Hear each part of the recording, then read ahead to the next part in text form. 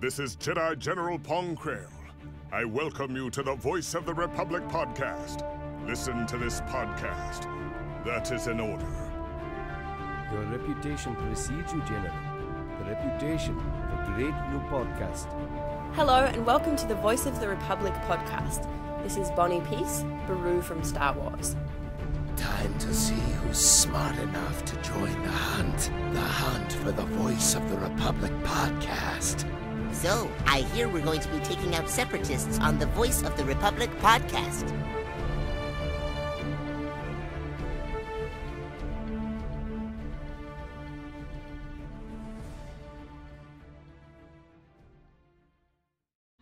Hello Star Wars fans and welcome to the Voice of the Republic podcast commentaries. My name is Daniel Schofield and joining me is fellow host Rari Williamson. Hello. And also joining us tonight is Justin Marsh from Random Star Wars and the voice of Rhodia. Hello! And of course as well we've got Dan Grevious from YouTube. Yes, you all know my narcissistic negative voice? Yes. Hello there. Oh, so is everybody ready to play this episode then? Yep. So on my count, No, everyone. but okay, let's go. On my count, 3, 2, 1.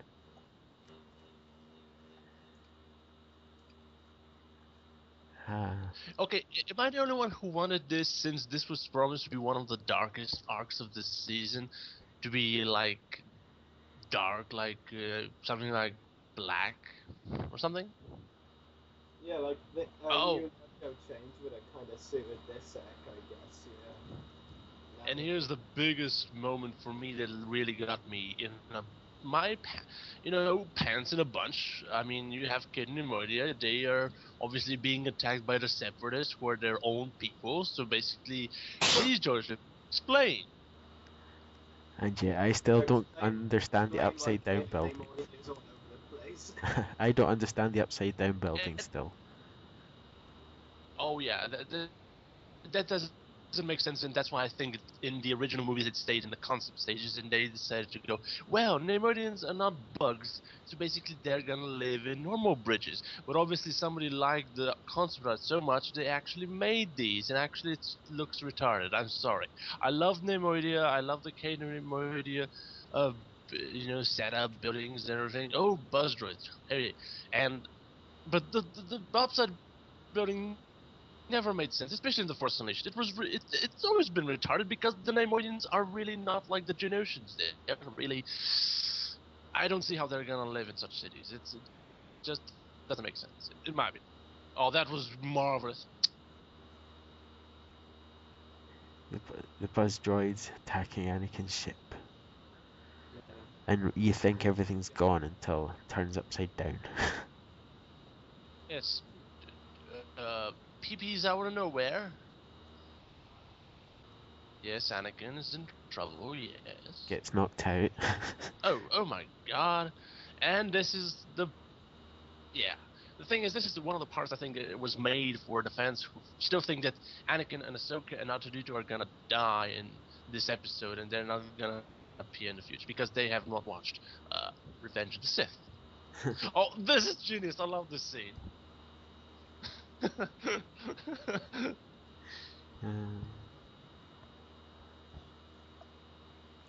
The crash landing, that's...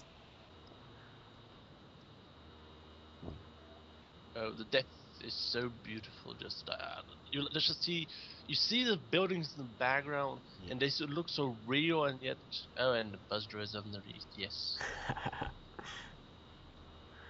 Yeah. Very interesting landscapes. Yeah, very interesting hunchback move from Ahsoka, looking like hunchback from the back. I love this just buzz droid. Then Okay, this is one of my. I mean, yeah, I know they were gonna. Basically, Dave Filoni himself indirectly said that he just put this thing to start off the arc with a bang because there was nothing else in the beginning that was action packed. But I mean, come on, this is the stupid Felucia BS. I mean, come on, just use this awesome planet. God. Yes, R2D is alive. Great. Well, we knew he was never going to die, just the way Ahsoka put it. And if you were a Clone No, Wars, this is for all yeah, little fans. This is all for little fans who've just seen episode 1 and 2 and never seen the rest of the movies. They still think Anakin is a good guy. He's not gonna slaughter innocents or, whatever. then the 501st Clone Troopers, and that's it. Oh, Hasbro, you must die. I mean, the only This is- figures they make out of season 5 just This is the only justification of that stupid, dumbass figure. I'm sorry. Okay, keep going. And there we go. No more Kate Neimoidia. It was over before it started. Yes. Yeah. True that. Only 4 minutes or so of Kato Nemodi, and that was it. And I can say that's the whole Felucia part, And which I hate. Anakin Skywalker's That burnt the perhaps. kitchen again. Oh yeah. And the Jedi Council, which probably all aren't there. Nope. Because Carmen Kakaj hasn't appeared yet. Yes. Then again, we barely ever see them ever together. Oh, don't talk about councils not being together, dude. Yeah, you don't want to offend Dan. Okay, well, Yeah, I'll stop there. Don't worry. Okay. I think for what we've got, even though it's pretty okay, I love the Clone Wars. I'm a huge Clone Wars fan, but the whole thing with the council is stupid. It's either make the entire council, make it in its entirety, or not. Just because they have the building abilities to make all the council members, and yet they just like, let's leave 3 empty seats or whatever. It doesn't make sense because never in the movies or anywhere else was a temple seat, a Jedi council seat empty, and only if a member was dead. And we all know that Operensis is not dead, and Common Saj or Kaj is not dead, and Stas Eli is not dead. So basically, why don't they just do that? Oh, Yeah, and here's like- the bit. Like Stassa Lee's model shouldn't even be that hard, considering Adigalia has a very similar model. Yeah, just I mean, they were initially basically body doubles, basically. So why don't they just do the same thing? Because the whole point of Stas Ailey was originally just to get an actress that looks like kind of Adigalia, and just don't get Adigalia's actress back because they don't want to. I don't know. There were some complications. I don't remember, but why? Okay, but this is something. I mean, I want to point out, because I'm not sure if I'm gonna be in any other episode commentaries for this arc. This arc, even a little in this episode, made me love Anakin. It's Yeah. blasphemous, I know, but it did. And obviously all the This is the start of the show. Ahsoka interrogating everybody. Yeah. Yeah. I usually get a really very strong X-Wing fighter pilot feel from these guys. Yeah. And this guy looks like a little.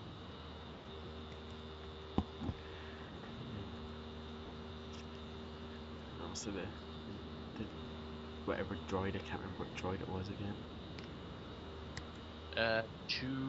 2-1-B. I'm not sure. It was something 2-1-B or something like that. Or Droid 2-1-B. And we have the Pantorans being present here by this member of the species. Yeah. Yes. It's a good nod towards, the Pantoran species by having one. Yeah. Even though he has the exact same voice as the other, Fizz. No, it's not. It has the same accent, but it's not. This is the stupidest thing. I mean, I really wanted to see this species. I mean, come on, it's the Abyssin. the Cyclops of Star Wars. Come on. I really wanted to see those, and what we got later was like, The really? Just the hand. Yeah, but it, I mean, come on. Instead of making all these lame new species, just use all the greatness that is. Oh, and by the way, there is the bounty hunter from Camino. Well, same species, I dare it's the exact same, character. Yeah, I know, but it's the same model. It's Yeah. the same model. I know it's an Arcona, but Yeah. and there are some dark green. Yeah, thank you for showing this in my face again. Thank you, Clone Wars. Anakin has never seen a hologram, obviously. Just the way he places it in front of him. Okay, and one thing that my brother found kind of annoying. I mean, I know it's a reference, and I do agree with him, kind of. But the whole thing with the glasses was kind of like, Yeah. yeah, we get it twice, but 60 times was a little too much. And those And here, Yeah, it's awesome. not first, but just got old. Sindrilig and the Jedi Yeah. guards. I Seeing Central Olive was great. I mean, two new Jedi and one Earth, like that was just brilliant. too much. Okay, one thing I want to say is it's pretty damn close, but his face is not long enough because Nick Gillard or whatever, how you pronounce his name, the stunt coordinator, his face is much longer. This guy feels like he has a. And there we have it. Barriss Whoop, Sophia looking while she passes the door. And that's Yes, where the that's- suspicions all began. Yes. Yeah, and that's the thing. The model of Syntronic was awesome, and I never imagined that they actually would do this because back in 2000, I think in 10, I think it was in the end of 2010, I joined a group. We want Syndronic for the Clone Wars, and now we have him. It's like basically the same thing like I want with Tikus. It's the same thing. It's just hoo-ha. We have Syndronic. Yeah. Now let's appeal for other characters. Yeah, but it's basically all these characters that can fit because finally somebody actually did an arc with all the possible things that could be put in. This is beautiful. The idea with the hologram being like interacted and replayed in real like space is just. It's almost like CSI Curse on style. Yeah, that's Uh, that was too much. I've never been a fan of CSI Miami. I prefer British mystery murder series. American ones are usually sometimes are really stupid even at times. I mean, especially I've seen. I mean, I'm sorry, but when Jon Stewart points out how ridiculous some cases can be, like asking, like a woman detective asking, "Was your husband beep of a banana?" I mean, that that moment, the British still have the better mystery murder series. I'm sorry, and I must say, I really wanted some reference to Detective Chief Inspector Barnaby. You know, the great Detective Chief Inspector Barnaby, not Caruso. And they just kept replaying it, and the way that just like holographic things just fly over them. It's beautiful. It's beautiful. Just Clone Wars team. The Clone Wars team have just done marvelous. And obviously the nano droids. Which is another thing. I mean, nano droids. For the first time, we have droids that can fit in the bloodstream. It's like, it's a big deal, but it's more of a big deal because they explode, not because they're like microscopic. It's like, really, you're not gonna be more like into this? It's like the Separatists could do that and eradicate the Jedi. Yeah. And obviously just talking and talking, and then they go and look at the screen that's going like really fast. That's me editing video. Yes, that's me. Yes, I'm like, look, yes, I'll use that scene and that scene and yes, that's yes, and I'm gonna lift my glasses and look like a dork. saying dorky thing like some pun. No little other droids just appearing. Yeah, it reminds me of Ratchet and Clank for some reason. Yeah. Yeah, I mean, those little droids were really cool to see as well, you know, more Russo's type, and they were interesting. And then back to the Jedi. Okay. Yeah, their main role basically being what the fillers in the Oscars do, basically fill seats. And I'm sorry. I love this arc. I do adore this arc. But Ahsoka's reaction in this episode were kind of okay. I'm not gonna say stupid because people are gonna get offended. But I'm sorry. After Krell, after Dooku, after Ventress, and everybody else, is Ahsoka really that surprised that somebody would go to the dark side and betray them? I mean, duh. Yeah. I mean, they kind of like set it up a bit wrong about that, you know. I think what they were trying to do was like set up her like major surprise when she found out the traitor was Alice, you know. Yeah, spoilers, you know. Well, you know, but then she could be surprised that it's such a young Jedi that did it for such reasons. I mean, basically. And obviously the arm that they find. Not even the hand. Well, yeah, the hand of the remain of the species that we'll probably never see. Yeah, and there's a boat there.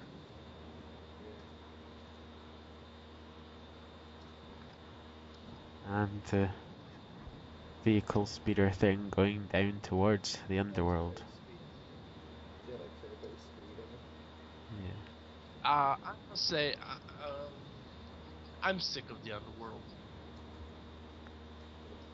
I think this sack has done enough to last us a while without the underworld. Yes. I really do not want to see anything because I know that game 1313 is coming and it's gonna be set in the same kind of universe in terms of levels. But I'm not looking forward to more Underworld. I mean, sure, it's very popular, but yeah, I don't want to see Star Wars being shitty. And obviously they're in Letta's apartment. Yeah, being creepers, don't you think? Yes, they just barge in using Jedi Force tricks and then just walk through. This is the thing I don't understand.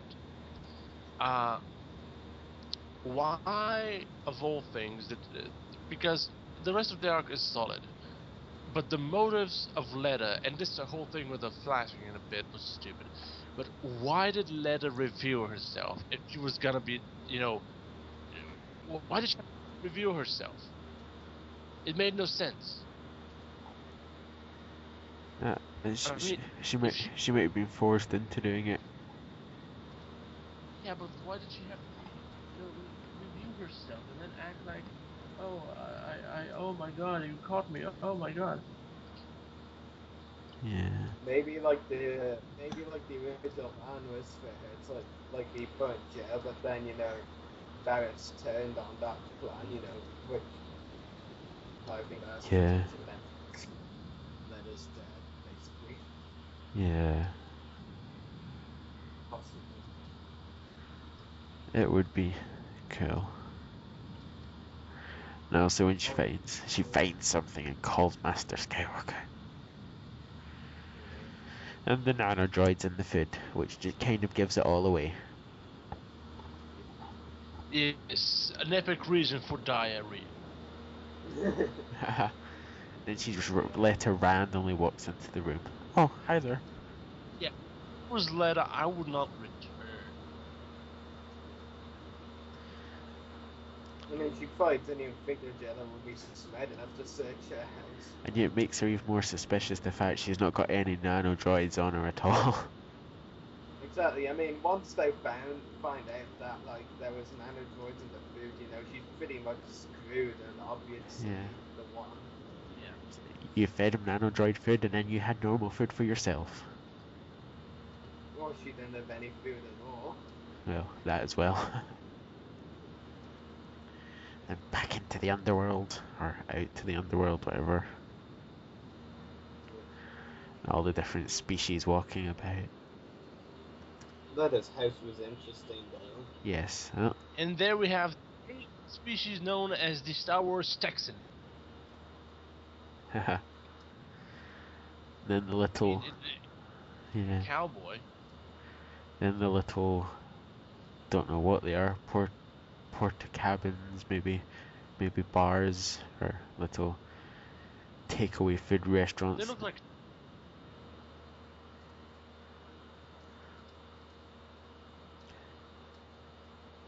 Yeah, all the different citizens as they run and push past them. Yeah, you can really tell how much the show has changed, you know. A while ago, you know, most of the citizens used to look the same. Now, all of them literally are different. Then she just runs into a dead-end alleyway almost.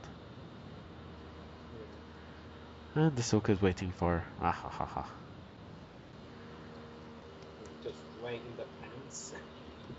And there's Anakin. And she's like, it wasn't me, it was somebody else. And I know one of Dan's favourite Anakin moments is coming up. Oh yeah. And just trying to prove herself not guilty, yet she probably is.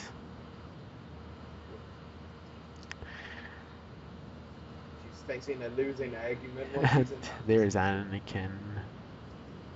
situation. I'm gonna eat you.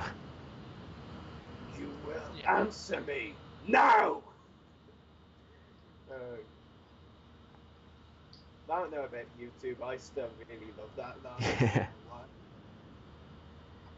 Because it's forced. And then just walking away with her. And there's an... Harisunube. Yeah, Yeah. there.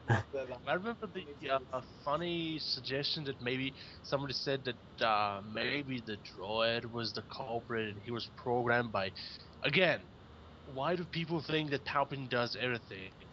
Yes. Why do people just not get it to their head that maybe things happen and just Palpatine uses them for his advantage? He doesn't like, I will move this here, Yeah. and no, he just says, oh, that's there. Yeah, I could use it.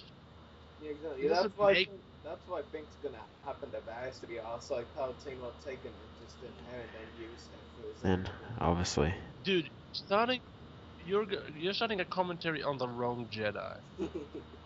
You're way ahead of And yourself. when Yoda walks away, Ahsoka's covering. You can't see him walking away, and then all of a sudden he just disappears.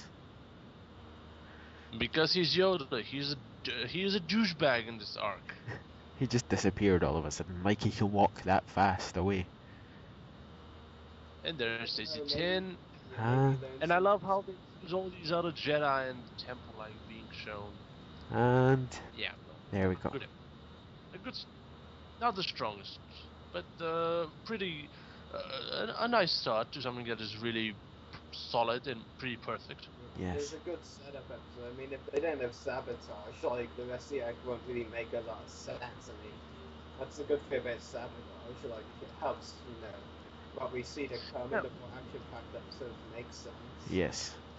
You know, compared to other setup episodes like Eminence and A War on Two Fronts, this is much better because those are just I don't know. I don't like it. Because they're just setup episodes because they feel like setup episodes that cannot live on each other, you know, on their own. It's like, really? Well, it's a good way. And I don't know. Good way to start that arc, but Yes. it gives a lot of speculations away. But yeah. Yeah. So I think that's everything. And Yeah. this has been our episode commentary on Sabotage, so thank you for watching, and until the next one.